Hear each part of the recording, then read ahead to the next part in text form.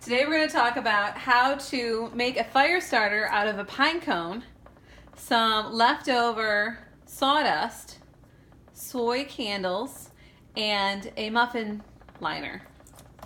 So you can see here that I've gotten some wax, some soy candle wax from a supplier that I have that had some rejects. So I've gotten some candle wax that's been melting as a double boiler. And I've prepared my muffin liners with half sawdust, which then I'm going to add half. I'm going to fill up with the rest of it with the soy wax. So I'll get out my ladle. This is very what you have in your kitchen oriented. This is not tough at all. You just ladle it up until it gets to the top of the muffin liner. Wait for the soy candle wax or whatever kind of candle wax you use to soak into the sawdust. And you can see there's no precise measurements, just go up to about the top of the liner. It'll soak into the liner. That's not a problem because you want the thing to light on fire just like a candle, so you want it to soak in. And if you need to add more candle wax, just add more candle wax until you get to the point where you can fill it up and it will saturate all of the sawdust. Why are we using sawdust? Well, the idea is that we're going to use this reused material, something that we would have thrown away normally, we're going to use and make into something else. So, for those of you who are familiar with the term, this is an upcycle project. So I have several different bottles or jars of wax that I've melted. And I've got some leftover, well, I would say it's some different versions of the stages of the fire starters. These have been finished and they're cooling. The original version that I showed you, these are already cooled and ready for sale.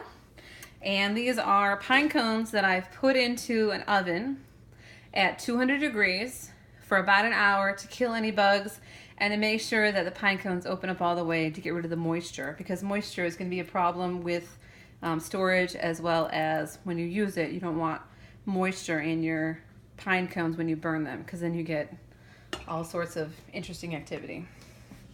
So at this point, now that I've got my muffin liners filled with wax and sawdust, I'm going to dip my pine cones and watch so you don't burn your hands, because this is hot wax. Like, make sure you're safe when you do this. You just dip it once, drip off the excess into the can, and then you just put it right into the muffin tin or the muffin line. It's very simple. And you can see, you can use tongs if you'd like, if you're not sure. The idea is when you put it into the muffin liner with the wax, you put it at kind of an angle so that all the wax, when it hardens, it all stays together as one piece.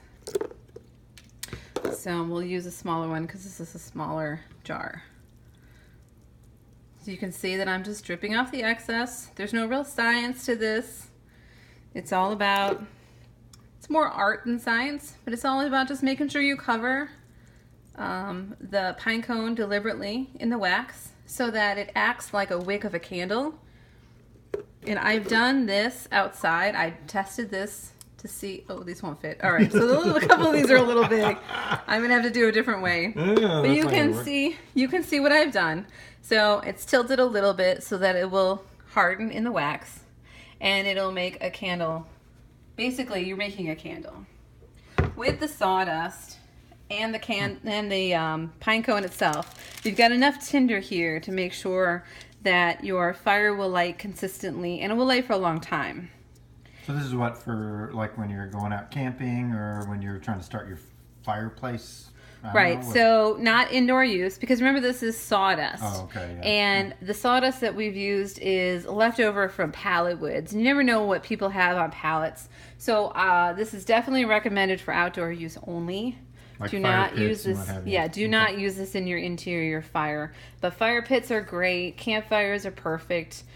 Just because you want to make sure that the fumes that campfires themselves have fumes, but you never know what chemicals are in a pallet wood. So an upcycle project. So here you go. You've got yourselves a whole a very easy to do, very inexpensive way to make a fire starter.